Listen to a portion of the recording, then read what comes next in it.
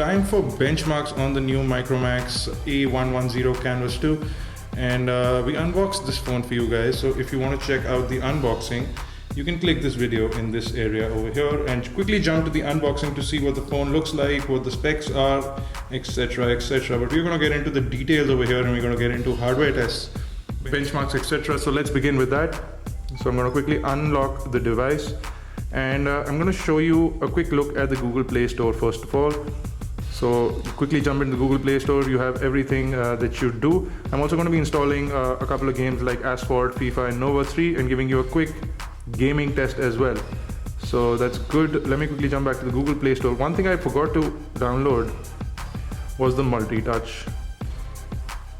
Okay, so we have the Multitouch tester downloaded and installed. I'm going to quickly hold down on the home button, and I'm going to quit all running applications over here. You can simply slide them out of the screen to quit an application. So we have no longer any running applications. I'm going to jump into Quadrant standard, and I'm going to show you a quick look at all the system information over here. So SDK is 4.0.4, which is nice. We have Micromax A110. The product is S9081, so that's possibly a manufacturer's board ID. Now if you come over here, you can see that we have ARM v7 processor, which is revision O, and it's clocked at 1 GHz. We have 2 cores and architecture is 7. The hardware is a MediaTek 6577 chipset. If you look over here, you have 484744 kilobyte of RAM, which roughly translates to about 512 megabyte of RAM inside the device. If you look at the resolution of the display, is exactly what Micromax is pegging it at. So it's 854 by 480 in terms of pixels, and you have a DPI of 240 into 240, which is fairly good for a device like this. If I jump into sensors over here real quick, guys, you can see that we have an orientation sensor, a 3-axis accelerometer, and you have a proximity sensor here as well. So those are the details. I'm going to quickly run a full benchmark and give you a look at that.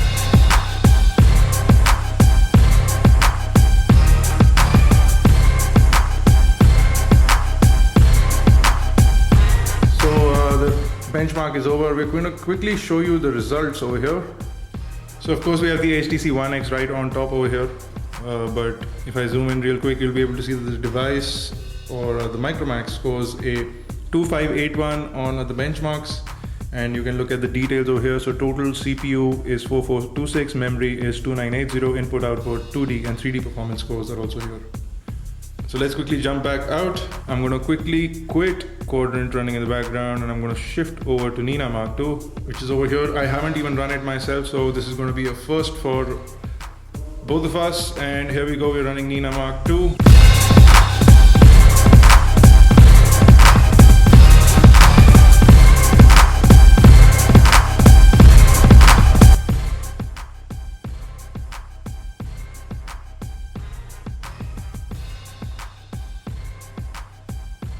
So we are done with Nina Mark II. The score is 25.3, which is, I would say, slightly disappointing to say the least, but it's not bad as well. So it's 25.3 FPS, which is what it scores on Nina Mark. Now the last thing I'm going to do is I'm going to run a full AnTuTu benchmark.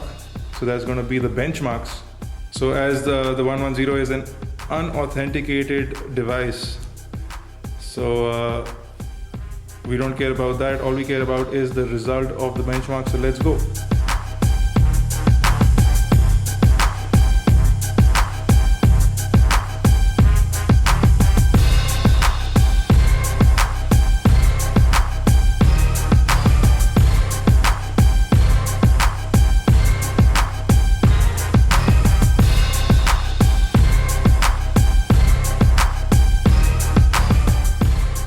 There you go, guys. The AnTuTu benchmark is complete, and as you can see over here, the total score is 4890, which is not so great if you would ask us, but it gets a 3 out of 5 on the AnTuTu benchmark. CPU performance, GPU performance, RAM and input output performance are all listed over here. So I'm not too sure we're running the stock ROM, if that will improve if we change ROMs or whatever. So that's a look at benchmarks. I'm also going to do a multi-touch test, although Micromax does say that this device can take up to 5 inputs. So we'll just check that out for them. So 1, 2, 3. It seems to be a little finicky and it keeps showing 4 for some reason. So is Micromax lying about this one? So it does register 5 inputs, but then you can see how finicky the screen is. So there you go, we get 5 inputs on the screen. I'm not too sure if it'll take a 6th input because I can barely get 5 inputs to register. So no, it'll only take up 5 inputs on the screen. But as you can see, the screen is really finicky. It's not very accurate in terms of sensing the inputs, and you can see it keeps leaving my touch out. You can see it blinks. When it blinks, that means that the screen is not detecting the input properly. So that means that the touchscreen performance may not be that good. Again, I'll be back with a review for gaming on this really soon for you guys. So you'll be able to see the gaming performance, and in that you'll be able to understand how the screen performs when you're using multiple fingers on it. So there you go guys, thank you for watching our quick benchmark and hardware detail video.